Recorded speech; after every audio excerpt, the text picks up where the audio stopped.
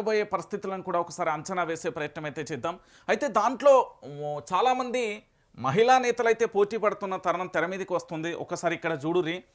మహిళా రిజర్వేషన్లపై నేతల కన్ను, భార్య, కూతుళ్ళు, కోడళ్లతో రాజకీయం అరంగేట్రం చేయించేందుకు ప్లాన్. ఇగో ఇక్కడే మీరు బ్రేక్ వెయ్యలేదు అనుకో, తెలంగాణ రాష్ట్ర రాజకీయాలలో ఏమైపోతుందంటే ఒక నియోజకవర్గం తండ్రి నిలుచుంటాడు, ఒక నియోజకవర్గం భర్త నిలుచుంటాడు, ఇంకో నియోజకవర్గంలో భార్య, ఇంకో నియోజకవర్గంలో వాళ్ళ కోడళ్ళు, ఇంకో నియోజకవర్గంలో అత్త. ఇదే రాజకీయం అవుతుంది.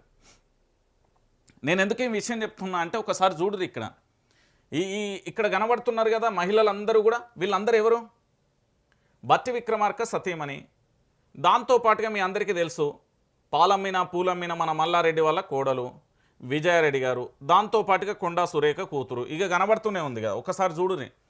మహిళా రిజర్వేషన్లపై ఈ నేతల కన్నుబడ్డది. భార్య, కూతుళ్ళు, దాంతోపాటు కోడళ్లతో రాజకీయ అరంగేట్రం చేయించేందుకు ప్లాన్ చేస్తున్నారు. నియోజకవర్గాల పునర్విభజనతో 170కి పెరగనున్న అసెంబ్లీ సీట్లు 33% రిజర్వేషన్ల కింద మహిళలకు ఏకంగా 59 స్థానాలు వస్తాయి. అసెంబ్లీ లాబీలలో ఎమ్మెల్యేలు, ఎమ్మెల్సీలు, మంత్రుల మధ్య ఆసక్తికరమైన చర్చ కొనసాగింది. ఇక శుభాకాంక్షల పేరుతో ఫ్లెక్సీలు, కటౌట్లు, హోర్డింగ్లు కూడా పెడుతున్న పరిస్థితి అయితే కనబడుతుంది.